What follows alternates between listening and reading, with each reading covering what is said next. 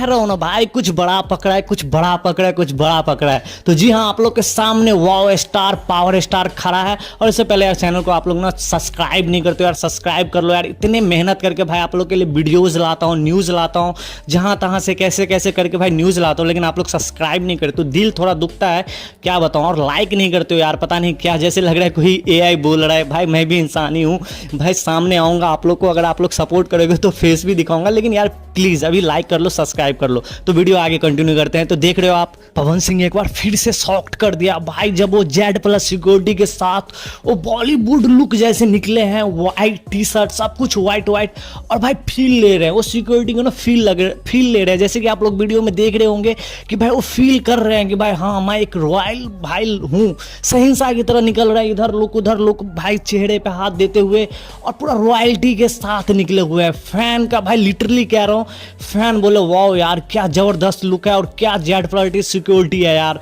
मतलब पूरे ब्लैक चश्मा, दो आगे दो पीछे, बीच में पवन सिंह, और भाई एकदम बॉस जो कहते हैं रियल पावर, ये है असली पावर स्टार, और दिखा भी रहे हैं पावर, ये है भाई पावर।